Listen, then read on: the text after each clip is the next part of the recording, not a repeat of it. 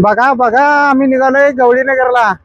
आता या पुलावर आल्या हो, मला पुढे रस्ताच दिसेना. शोधू कुठं शोधू कुठं. सावंत साहेब नेमका कुठं गेलाय रस्ता मी तुम्हाला दाखवतो, चला. देसाई साहेब,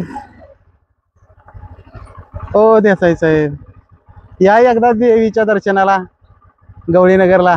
वाजू द्या तुमचं सायरन, चला दाखवतो रस्ता.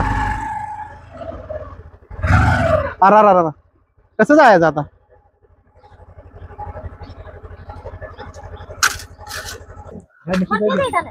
मावशी कुठे निघालाय?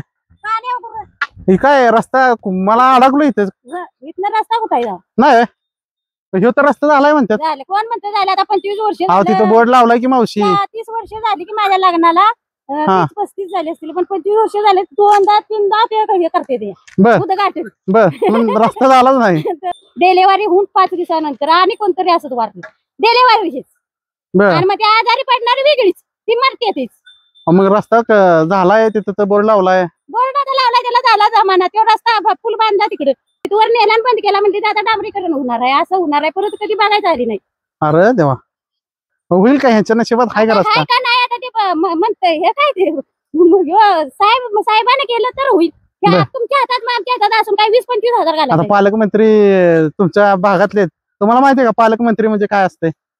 नाही माहिती. पालकमंत्री म्हणजे जिल्ह्याचा मालक आहे एक प्रकारचा. आपण सगळे त्यांची मुलं आहे हा, पालक आहे तो. रस्त्याचं. आणि ते जर त्यांनी ठरवलं तर तुमचा रस्ता एका दिवसात होईल करायचं म्हणलं तर. हो की, पण त्यांनी ठरवलं पाहिजे ना. आता हेसनी रस्ता नाही तर ही मुंबईला एवढी एवढी पोरं शिकायचं टाकते, ते नोकऱ्या करते, अवघड काम. वाढते ते. हे आमच्या बघिनीत आहे. मावशींनी सांगितलंय की त्यांचं लग्न होऊन 30 वर्ष झालं. 30 का 35 झाली. 30-35 वर्ष झालं. ते आल्यापासून तर हे रस्ता झालेला नाही. हो. मात्र तीन वेळा या रस्त्याचे उद्घाटन झाले. आमच्या समोर झाली ते. आता मला सांगा पालकमंत्री साहेब, या गावकऱ्यांनी जायचं कोणाकडं? खरं तर तुम्ही राज्यातल्या वजनदार मंत्री म्हणून तुम्हाला ओळखलं जातं, पण तुमच्या या भागातली जर ही अवस्था असेल तर नेमकं तुमचं वजन पडतंय कुठं? हा माझा तुम्हाला प्रश्न आहे.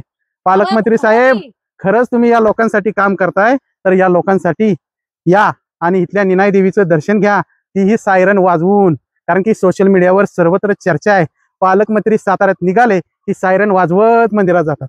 तुम्ही एकदा ह्या लोकांच्यासाठी सायरन वाजवत गावात या. गावात या लोकांनी तुमचं जंगी स्वागत करायचं ठरवलंय. आता तुम्ही याल हे मला तर गॅरंटी आहे.